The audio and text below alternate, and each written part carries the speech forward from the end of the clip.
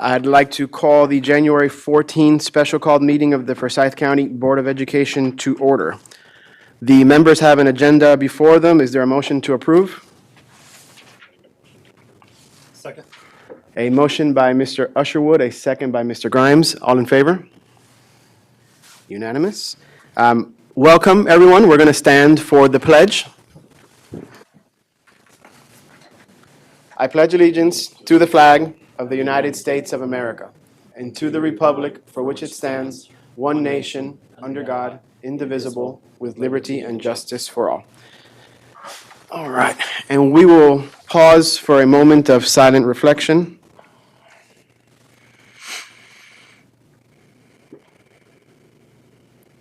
All right. Good afternoon, everyone. This is a special called meeting of the Board of Education, and there is a single topic on the agenda today, and that is the board consideration of the opt-out for House Bill 581, which is the statewide homestead exemption. Mr. Larry Hamill, our CFO, is going to have a presentation for us on the subject. And before he does, may I chime in here for just a second? Just wanted to set Larry up, explain where we're at today and why we're here at a called meeting instead of at a regular meeting. We are now under legislation that was passed in the previous session. One is House Bill 581, the other was House Bill 717. Both involve caps on floating homestead exemptions that cap reassessment values. Larry will get into the details of that in just a second. We're under two of those. One was statewide, one was locally developed. The local one has no option or no opportunity to opt out of. However, the statewide one, there is a mechanism to opt out of it. And a lot of counties, a lot of school systems around the state are wrestling with that right now. And our situation is we've got one cap. This is a second one that was passed. And we've got one time, the way the legislation is written, a one-time opportunity to opt out. And after that, by March 1st, from January 1 to March 1 of this year, if you don't use that time period to opt out and follow a very formalized process that the legislation maps out for us, then you've lost any opportunity to do that in the future. So we felt like it was very important, and as we timetabled backwards from where we'd have to be at March 1st, as well as to get ads in the paper and all the other things of a timeline that we'll share with you here tonight, we needed to call this as a called meeting to be able to get on track with the timeline that we're going to propose to you tonight. And again, I think it's really important, everything that Larry shares, everything that I'm sharing tonight, we're not going to ask you at the end of tonight to vote on opting out of anything. What we're going to ask is authorization for us to proceed with the process of an intent to opt out, but that intent won't be exercised until we have a chance to explore this with our community, share with our community, and go through multiple hearings with public participation and input before we're asking you to make that decision later in February. And if I can add a little bit of color, and then I'll get out of Mr. Hamill's way. I think it's important for the public to understand this is already kind of a nuanced, ambiguous issue that most people don't know very much about. So it's already a bit confusing to begin with. But I want to just provide some history. In 2023, February of 2023, the Forsyth County Board of Education issued a unanimous resolution asking the General Assembly to impose a 4% homestead exemption on us. So we volunteered out of our own willingness to have this 4% imposition placed on our digest. That was because several years prior to that decision, we saw record increases in assessed values and people's tax bills were going up 20 and 30% in 1 year. So it became clear that something had to happen, and we are the heavy hitter on the tax bill. So this board took it upon itself to do the right thing and ask for that 4% homestead exemption. Because of the timing of things, it ended up on the ballot in 2024, almost 2 years later. In the intervening time, the General Assembly passed another homestead exemption, which is now statewide. The first one is specific to our county. The second one is statewide. We'll get into the details behind, the pros and cons, but I just want to be clear that what the board is considering is not no homestead exemption, one of two homestead exemptions. So any outcome here will result in a homestead exemption for the community. Yeah, we're under a 4% cap here on out for the next 10 years regardless. It's just a matter of the statewide one. All right, Larry. Thank you very much. Good evening. Tonight, we're going to discuss the House Bill 581 as well as local House Bill 717. We always think about the governance goals for our school system and when we talk about any activity that affects both financial and how the school system operates. So our current status, to show that we are good stewards of the financial status for the school system is, for the 8th year in a row, we've been a 5-star efficiency school system. And we continue to hold a AAA bond rating, one of only 6 school systems in the nation that does that. Our current millage rate is 15.208. It's the lowest it's been since 2009, and it's been dropped the last 2 years. The debt millage is down to 1.418. We dropped that 3 years ago by a full mill. We already have a cap for 65 plus for school property tax exemption. We already have one cap in place. A new cap, either with the state or the local, would be at the second cap we have.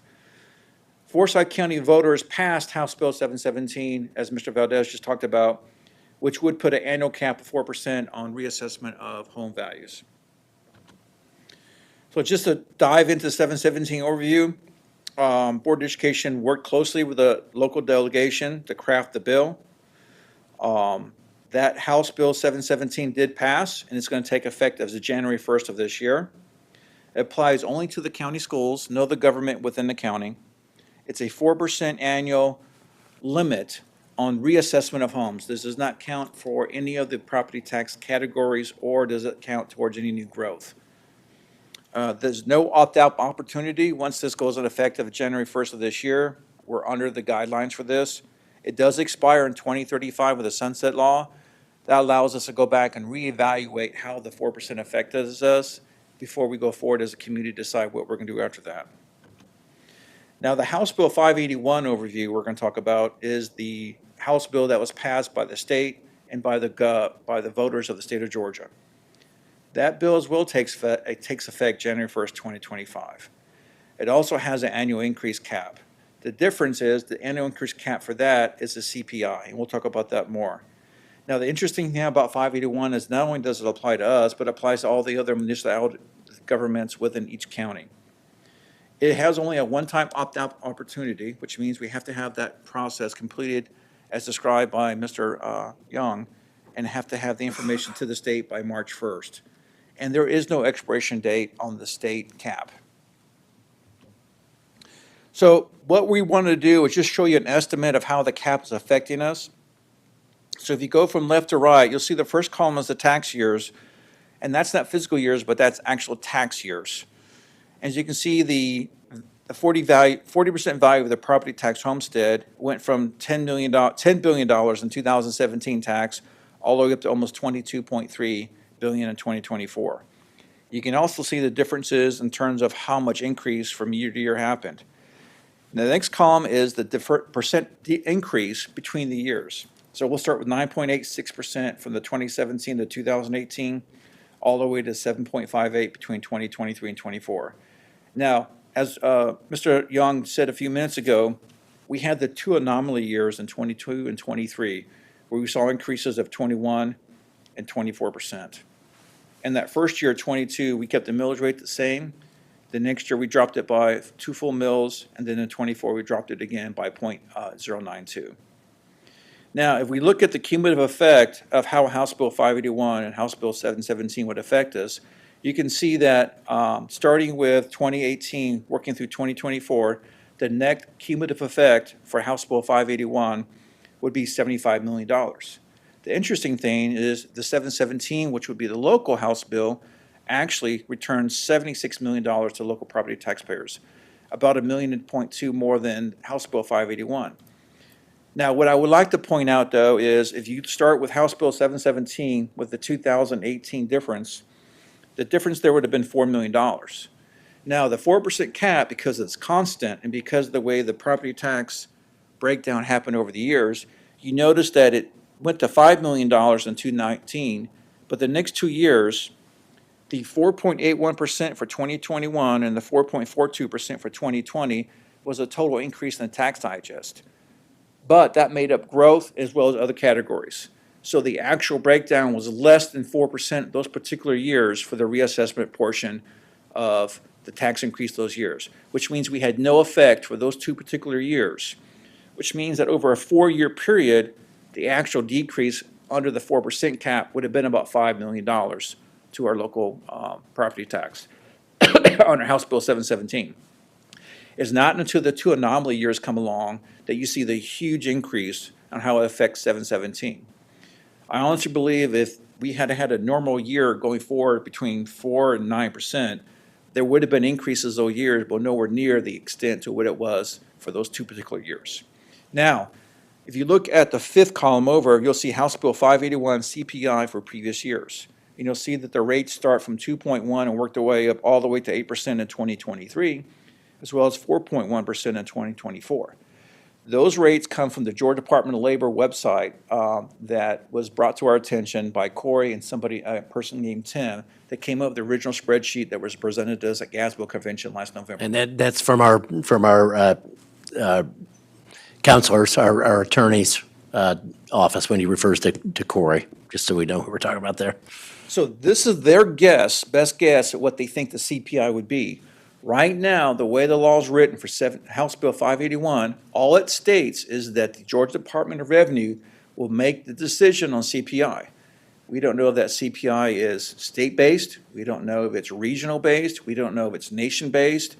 We don't know if they're going to go out and pull it from state authorities, federal authorities. We just don't know how they're going to pull that data. It's left completely up to them to make that decision. Hence, the title of this slide is estimated. So, and I think that's important to note to anybody that's watching this is this is the best we had to go by an estimation was that particular inflationary index. Now, in the next couple of slides, I'm going to describe why I feel personally as the CFO, even though 717 costs us a little bit more money, that in the long run is better for us as a budgeting purpose and in terms of how we look at things. So when we dive into 581, one of the concerns we have about 581 is Department of Revenue makes the determination, but we're not sure how they're going to make that determination with their CPI. That's a little foggy. Also, if there's a political agenda to how that CPI is made, we have no control over it, versus the state where we have control, or local where we have control at 4%. And we're not sure how, and that we're also known that the CPI was in no way is it going to be tied into local economic realities. If Forsyth is growing dramatically and the rest of the state's not doing well, then we're going to be kind of hurt by that CPI number. The other thing is that CPI will fluctuate. It would make my job a lot more difficult to figure out the revenue source if I have to kind of take a guess at what it's going to look like, not knowing. The other problem we're worried about is how much of a tax delay it's going to make with the local tax commissioner's office. If they've got to wait every year to get a number from them, and I'm not sure when that number will be presented to them, that could push out the time necessary for us to get the budget completed, presented to you, and to get the document signed, allowing us to do the tax impact statements to everybody who owns homes here and there in Forsyth in order to get the money back from them. This past year, it was pushed back about a month. We didn't get a lot of our money until November. It got our reserves down pretty low. We were at the point where if it went on another month, we would think about have to try to get a loan in order to cover our cost flow in terms of the expenses we have. The other thing is this has a very short window for 581 in terms of opting out of it. The deadline is March 1st. We've already started January 1st. The way the law is written, you couldn't officially do anything, add or anything until after January 1st. The other thing is there's no expiration date. So if you sign into this, you're basically at the whim of the state until they decide either to get rid of it or something else changes down the road. Now, with the House Bill 581 opt-out requirements, there's a couple things we have to be aware of. All the documents have to be submitted to the state by March 1st. I personally will take all the documents signed, drive down to the Secretary's office, and I'm going to walk in the office and give it to him. I don't trust the mail or anybody like that right now. I want to make sure that I put it in somebody's hand, take a picture, smile with them, post on Instagram or something, and take care of it. We're also going to have a backup of all those documents. If you've seen Larry's driving, sorry, Larry, go ahead. I'll take a cab. Sorry. We have to have 3 public hearings. One of those hearings has to be between 6 and 7 p.m. I don't know if they've provided to you yet, but we do have a timetable of what that would look like.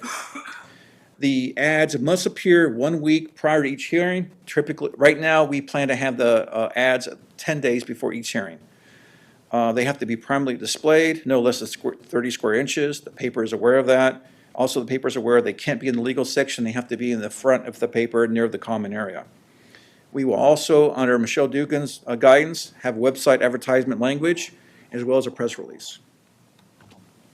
So let me just jump in here right now, and you never want to get ahead. I haven't been a superintendent that long, but long enough to know you never want to get ahead of your board. But I just want to state here, in a situation where you decided to, yes, go forward with this, authorizing me tonight to go ahead with the process, we had to go ahead and reserve some ad space and have things ready to go in the event that you say yes to us tonight, in terms of going forward with the process. So that's why Larry said we've talked to the people, we've got space reserved, we've got formalized legal language we have to use. But we needed to make sure that we presented this to you publicly before we got ahead of everything. As you can see, today we've been talking about House Bill 581. We do have a reservation for the 18th paper for the first ad. We have one for the 25th for the second ad. The first public meeting would be on January 28th, which is a Tuesday. The third ad would be February 1st. By the way, all these ads are the weekend paper that come out on Friday, Saturday, just FYI. The second meeting would be February 4th. The last meeting would be on February 11th. Both of those, again, are Tuesdays. And then on the February 18th regular board meeting, we would ask for you to go ahead and approve for us to opt out and sign the necessary documentation. And then the next day, I wouldn't wait until March 1st, but the next day I'll be driving down and turning all the paperwork in. This is just an example of what the ad's going to look like. There was very, very specific language written into the law in terms of how the ad had to look. Any questions?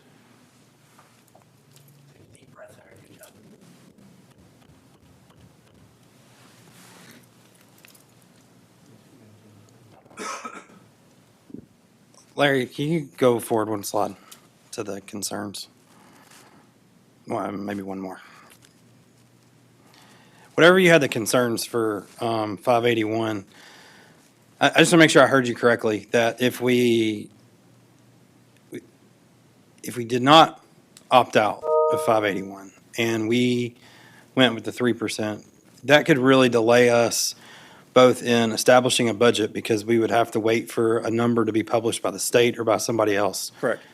And not only would it delay us in establishing our budget, which has a whole downstream effect that I see. Well, the way Mr. Grimes, the way the budget process is, we go ahead and get the operating budget started in November. So that's typically done by the end of January, beginning of February. We pull salary and benefits activity in there. We talk about what allotments we have to assign. We talk about potential jobs we want to add central office. I make all those adjustments, I put it all together, and the expenditures are ready. Then I go look at the revenue side. Now, property tax is almost 50% of our budget, so I can pretty much figure the other 50% out on my own. But if I only have 50% of the revenue, and I don't know how the other side of the revenue is going to go up, and typically I could say, okay, I'll just throw last year's number in there as a beginning number, then there's going to be that gap we have to worry about. And that gap I could say that gap means I have to have a 4% increase, a 5% increase, or 6% increase, or only a 2% increase. But then at that point, we have to play the game with what's the CPI number going to be. So if it comes back greater than that, we're fine. And we can make a decision how we want to go forward. If it's less than that, that's when we have to sit down and start talking about what's the first things we're going to take out of that budget that can be taken out within the least amount of consequences to what the school system can do. And I think you just answered my question, that, not knowing that, not having that consistent number every year, like the 4%, how that could have some downstream effects on just how we plan locally. Well, if I have the 4% number already in advance and I can play with calculations, that allows me to sit down with Mr. Young and Mr. Derek Hershey, and say, hey, these are constraints in terms of what the revenue source is going to be. We can make decisions ahead of time before we even present anything to you for the initial draft to say, we've already taken all that consideration, which makes the process a lot faster and smoother. So I'd like to kind of break things down into little bites that the public can understand a little bit easier, because this is overly complicated. The biggest message I want to drive home to the public is no matter what, at the end of this decision-making process, there will be a floating homestead exemption on the school portion of your taxes. HB 717, which we unanimously developed locally, including our legislative delegation, our senators and our representatives, was crafted for us. We studied its feasibility. We came up with a game plan. And when you look at this budget that we just approved a few months ago, the local increase in that budget was 4.3% because we worked toward the goal of the 4% cap. So we've proven that this 4% cap is safe for us as a school system because we want to be good stewards. We want to be fiscally responsible. We want to have mercy on the taxpayer and not take more than what we need. But we also don't want to bankrupt our school system or put us in a situation where we're drawing down cash reserves unnecessarily or having to have big increases in the millage rate, which people are not going to like. We get new students every year, between 1,000 and 1,200 on average the last few years. That's a middle school's worth of kids every single year. Each and every one of those is adding a fixed cost. So our budget grows every year because our county continues to grow every year. So while we wanted to be fiscally responsible and be good stewards to the taxpayer, we don't want to find ourselves, my opinion, we don't want to find ourselves in a situation where we're in a variable revenue stream that there's years where it's flat. There's been years where it's negative. So what are we doing on a year of negative CPI? Are we raising the millage rate? Because we know we're adding kids, right? So we sought to strike the balance of eliminating these wild swings in people's tax bills, which I think the 4% cap achieves, but doing it in a way that doesn't put our system in financial peril. So I'm personally very comfortable with the 4%. I think it's a good solution. I think it's safe for our school system. And most importantly, I think it protects the most important asset in this county, which is our schools. So that's my 2 cents. I think we have a solid plan for the 4%. We deliberately built in a 10-year sunset period because we don't know what this is going to do. So we wanted to have an exit for future boards if, this didn't go the way that we thought it was going to go. The statewide would lock us into a highly variable, unpredictable, permanent situation that we have almost no control over. So I feel very apprehensive about that kind of setup. I see that bill, frankly, as a bill that was crafted for systems and governments that weren't doing the right thing. And I think we did the right thing, and we asked for the homestead exemption. And I'm very comfortable with the one that we crafted here locally. As am I. But at the same time, we've got 3 new board members that are new to us, that we want to have that time to be able to walk through this. So, potentially you end up with the same confidence in this that Mike and I have for having been here while House Bill 717 was put together. This gives us time to do that. It also, very importantly, allows us the time to hear from our community, not only to hear from them, but at each one of those hearings, Larry will present, he'll present basically what he did tonight, although we're all open for feedback from, this is the first audience to hear this besides Larry, Michelle Dugan, Josh Lowe, and myself. So any feedback you have that makes it easier to understand will be openly accepted so that we can make sure that we message this the proper way to our community. All right, so not hearing any other questions or comments from the members, so anything else, guys? No? No? Don't tell me I don't let you talk. I'm giving you the opportunity. So I think at this point it makes sense to move forward in the agenda. So just to be clear what we're being asked here today, what we are authorizing or not authorizing is for the system to move forward with the timeline that they've presented and essentially to inform the public of our intent to opt out of the statewide homestead exemption. There will be 3 hearings. This information and more will be presented. There'll be an opportunity for the public to come and speak and say what they want to say. We'll consider whatever is discussed in those 3 meetings, and then there will be a vote where we will actually opt out. So we're today authorizing the process to move forward, and ultimately we'd vote to authorize the opt-out. Any questions on that process? All right, so if there's a recommendation from the superintendent? I recommend to the board authorization be provided to our staff to move forward with the opt-out process on House Bill 581. All right, the members have heard the request from the superintendent to authorize moving forward with the HB 581 opt-out process. Is there a motion to approve? Make a motion to approve. Second.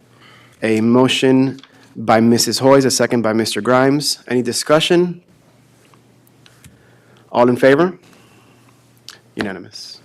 Okay, All thank right. you. Well, that brings us to the end, unless anyone would like to do a small performance, perhaps a short story or a haiku? No? If not, do I have a motion to adjourn? So moved. Oh, good. All in favor? Unanimous. Thank you, guys. Thank you, Larry. Thank you, guys. Thank you. Thank you, Larry, Michelle. Thank you for being here, Travis. We got one.